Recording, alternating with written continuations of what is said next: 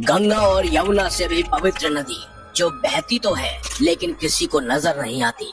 आखिर क्यों ये दिव्य नदी अपने उद्गम स्थल से निकलकर कुछ ही किलोमीटर बहने के बाद रहस्यमय तरीके से गायब हो जाती है। पाप धोने हैं तो गंगा में डुबकी लगाओ, ये तो आपने सुना ही होगा।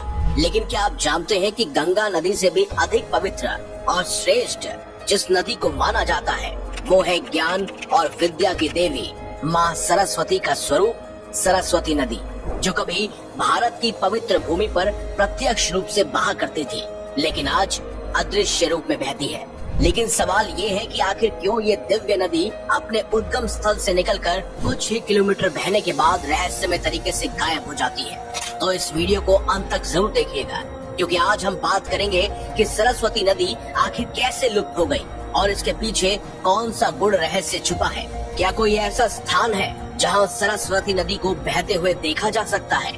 सरस्वती नदी के इतिहास की बात करें तो ये पहले हिमालय से निकलकर पंजाब, हरियाणा, राजस्थान और गुजरात से होकर बहती थी और अंततः अरब सागर में मिलती थी। लेकिन वर्तमान समय में ये नदी केवल उत्तराखंड में एक छोटी सरस्वती नदी के रूप में मौजूद है, जिसे सब अलकनंदा नदी की सहायक नदी के रूप में जानते हैं। कहते हैं ये नदी लगभग 5000 साल पहले लुप्त हो गई। अब सरस्वती नदी के गायब होने के पीछे एक नहीं बल्कि दो रहस्यमय पौराणिक कथाएं हैं जिन्हें बहुत कम लोग जानते हैं। उसे जानने से पहले समझते हैं कि आखिर सरस्वती नदी धरती पर कैसे आई थी। एक समय की बात है, देवी गंगा ने भगवान विष्णु से शिकायत की, प्रभु आप तो लक्ष्मी और सरस्वती को मुझसे ज्यादा स्नेह करते हैं। ये सुनकर सरस्वती जी बहुत गुस्सा हो गई। ऐसे में गंगा और सरस्वती के बीच में वाद विवाद शुरू हो गया। दोनों के बीच तकरार इतनी बढ़ गई कि भगवान विष्णु ने स्थिति को बिगड़ता हुआ देखकर वैकुंठ छोड़ने का निर्णय लिया और वो वहाँ से चले गए। भगवान विष्णु के जाने के बाद माहौल और भी ज्यादा गंभीर हो गया। देवी लक्ष्मी ने स्थिति को संभालने और गंगा और सरस्वती को शांत करने की बहुत कोशिश की, लेकिन दोनों के बीच का वाद विवाद थमने का नाम नहीं ले रहा था। आवेश में आकर माता सरस्वती ने पहले माता लक्ष्मी को श्राप दिया, तुमने हमारे विवाद को निर्विकार भाव से देखा है और कोई भी हस्तक्षेप नहीं किया, इसीलिए तुम पौधा बन जाओगी। देवी सरस्वती का क्रोध यहीं शांत नहीं हुआ, उन्होंने गंगा माता को भी श्राप दिया, तुम पृथ्वी पर नदी बनकर प्रवाहित होगी और पापी मनुष्यों के पापों को हमेशा समेटती रहोगी। सरस्वती के इस कठोर श्राप को सुनकर देवी लक्ष्मी शांत रही, लेकिन गंगा का क्रोध और अधिक भड़क उठा। आवेश में आकर माता गंगा ने भी माता सरस्वती को श्राप दे दिया, तुम भी पृथ्वी पर नदी बनकर बहोगी और मनुष्यों के पापों का भागी बनोगी। इस बीच भगवान विष्णु वापस वैकुंठ धाम में लौट आए। जब उन्होंने तीनों देवियों द्वारा एक दूसरे को दिए गए श्राप के बारे में जाना तो भगवान विष्णु बहुत दुखी हुए। उन्होंने देवियों को समझाकर उनका क्रोध शांत किया। उनकी बातों को सुनकर गंगा, सरस्वती और लक्ष्मी को अपनी भूल का एहसास हुआ और वो पश्चाताप करने लगी। इसके बाद देवियों ने भगवान विष्णु से श्राप से मुक्ति का उपाय पूछा। तब भगवान विष्णु ने कहा, श्राप का फल तो आपको भोगना ही पड़ेगा, क्योंकि दिए गए वचन को बदला नहीं जा सकता। समय का चक्र घूमा और जब संपूर्ण सृष्टि को ज्ञान के प्रकाश की आवश्यकता थी, तब देवी सरस्वती ने अपने एक स्वरूप को उत्तराखंड में बद्रीनाथ से दूर एक ग्लेशियर से अवतरित किया, जिससे एक पवित्र नदी का उद्गम हुआ। कहते हैं पौराणिक काल में सरस्वती नदी की सुंदरता इतनी अद्भुत और मोहक थी कि देवी देवता, असुर और गंधर्व सभी इसकी ओर आकर्षित हो जाते थे। कहा जाता है सरस्वती नदी का जल इतना निर्मल और स्वच्छ था कि पूरी पृथ्वी का प्रतिबिंब इसमें स्पष्ट रूप से दिखाई देता था और इसी नदी के जल का सेवन करके ऋषि मुनियों ने वेदों की रचना भी की थी। लेकिन इतनी दिव्यता और महत्व के बावजूद सरस्वती नदी के अचानक लुप्त हो जाने को लेकर भी पौराणिक काल से दो रहस्यमय कथाएं प्रचलित है। पहली कथा के अनुसार जब पांचों पांडव अपने जीवन के अंतिम दिनों में स्वर्गारोहिणी पर्वत की ओर जा रहे थे तो उन्होंने सरस्वती नदी को पार किया, लेकिन द्रौपदी नदी को पार नहीं कर पाई।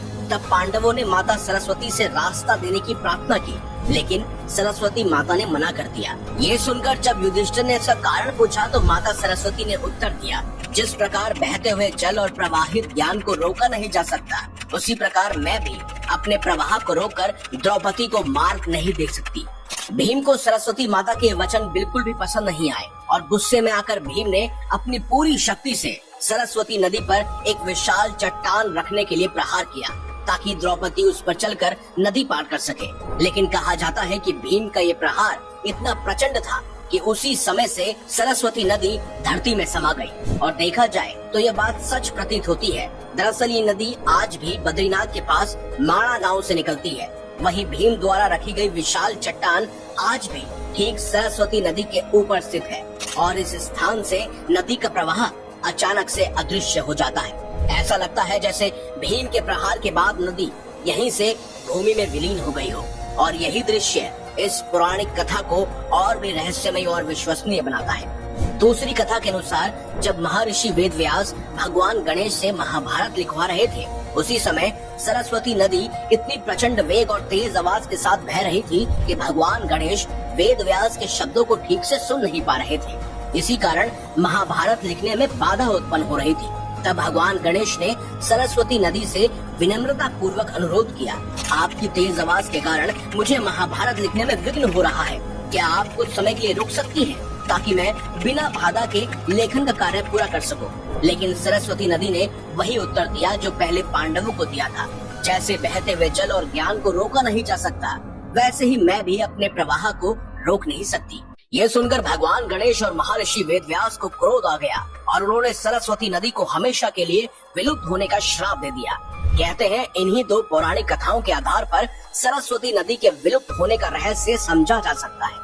लेकिन अगर वैज्ञानिक दृष्टिकोण से देखें तो इसके गायब होने की वजह कुछ और ही संकेत करती है।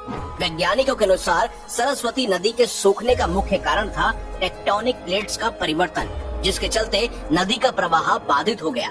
साथ ही बारिश में कमी और जलवायु परिवर्तन ने भी इस नदी को धीरे धीरे सूखने पर मजबूर कर दिया। कुछ थ्योरीज ये भी कहती हैं कि जब सरस्वती नदी उत्तराखंड से निकलकर पंजाब और हरियाणा से होकर गुजरती थी तो वहाँ के लोगों ने इसके प्रवाह को नियंत्रित करने के लिए कई बदलाव किए। नदी के मार्ग को हस्तक्षेप करना हो, बहाव को अलग अलग दिशाओं में मोड़ना हो, यही सब कारण थे कि इसका प्रवाह धीरे धीरे कमजोर होने लगा। नतीजन ये नदी आधे रास्ते तक आते आते सूख गई। लॉस्ट रिवर किताब में ये चौंकाने वाला दावा किया गया है कि राजस्थान के कई इलाकों में जब 50 से 70 मीटर गहरी खुदाई की गई तो ताजे पानी के स्रोत मिले। माना जाता है कि यही वो जलधाराएं हैं जो कभी सरस्वती नदी के रूप में खिलखिलाकर बहा करती थी, लेकिन अब जमीन के नीचे दबकर गुप्त रूप से प्रवाहित होती है। ये बात और भी आश्चर्यजनक इसीलिए है क्योंकि रेगिस्तान के नीचे नदी का होना लगभग असंभव माना जाता है। लेकिन इसके बावजूद वैज्ञानिकों को मिले जल स्रोत इस ओर इशारा करते हैं कि सरस्वती नदी आज भी राजस्थान के रेगिस्तान के नीचे छुपी हुई है और रहस्यमय तरीके से भूमिगत प्रवाह में बह रही है। वहीं कुछ वैज्ञानिकों का मत है कि जल्द ही सरस्वती नदी विलुप्त हो जाएगी, यानी उत्तराखंड से भी गायब हो जाएगी। ऐसे ही गंगा और यमुना नदी भी होगी। अब ऐसा क्यों होगा, इससे जुड़ी एक वीडियो जल्द ही हम लेकर आएंगे।